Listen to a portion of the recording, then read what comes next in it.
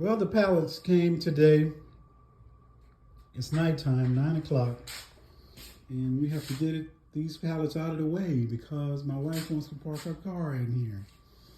You can just barely see the Sol-Ark. That'll be the heart of the system. And those are the cabinets that the batteries go in.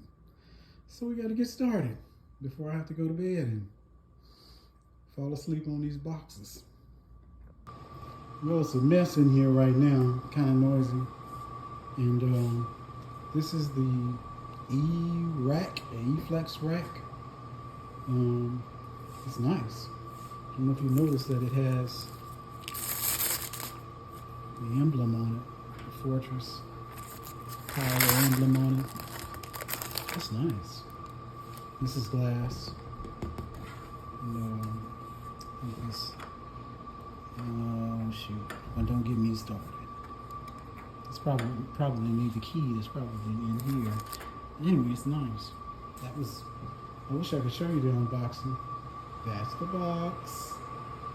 And same box. Just comes off the top. Just lift it up here. And it comes up. It has wheels on the bottom. It only has 2 wheels. And then there's some, I don't know what you call those things. My brain is tired.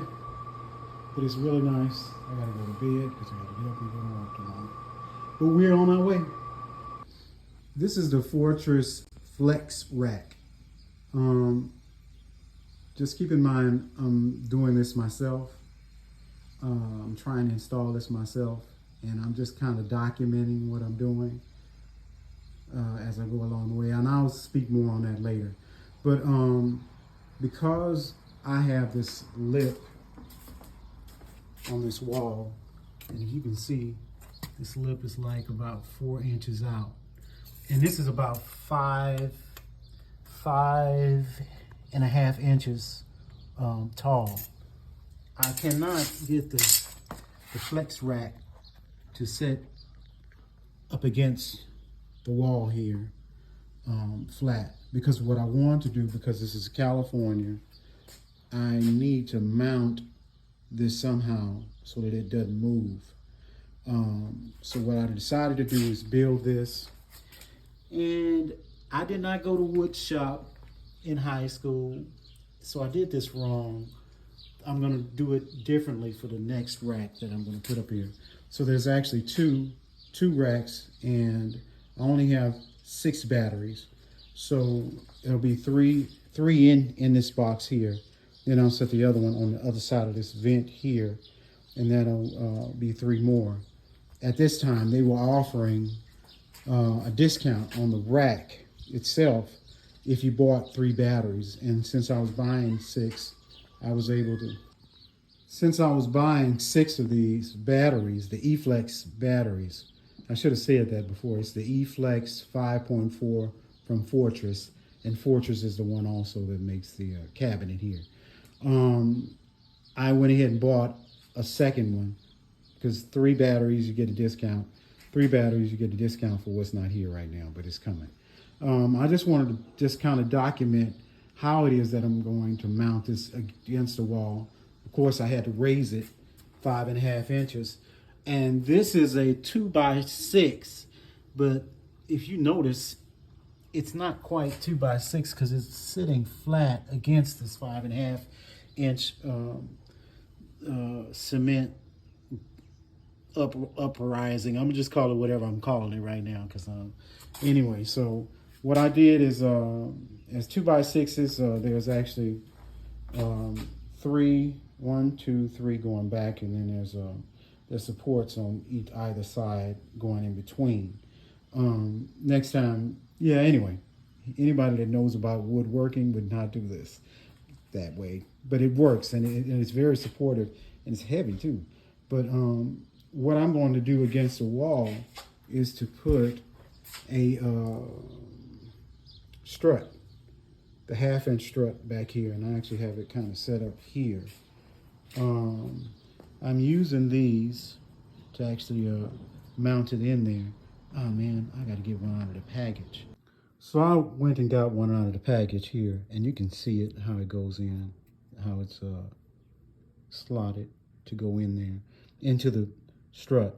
And you just place it to the side like that, and then just turn it like that, so that it'll be like this one is flat in there.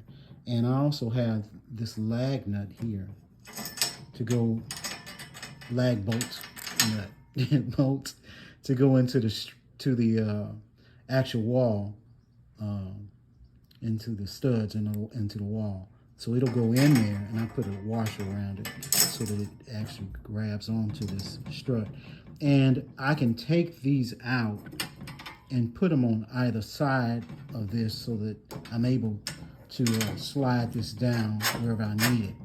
I'm going to put this, which is magnetized, on this bolt, so that when the actual rack is attached to it, it's not just attached to a hole, it's putting pressure around this actual bolt and the connection on that. This will be on the outside, in between, it's magnetized, in between this bolt that I'm attaching the nut to here, and it'll allow it to be able to not make a crease in it, in the rack itself. This is a 5/16 bolt, and it actually just, I'm going to use this washer on the inside of the rack. This will be on the outside attached to this, and it'll go in here. So I've already kind of marked where the studs are here, and it'll just go across. It'll just go across behind the actual racks. Go behind that racks, and that'll hopefully hold it. That'll hold it, because I'm actually going to do two, one here and one here, one at the top and one at the bottom. It'll hold it, and that's that part. Well, this is what my wall looks like now. I'm checking the voltage on the Fortress E-Flex.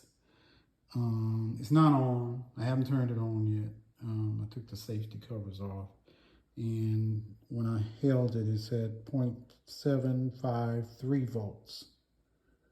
And it's holding that right now because I told it to hold it.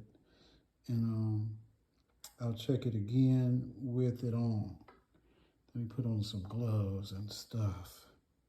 Yeah. Okay, I measured it, and it's at 52.5. And that's battery ending in 805.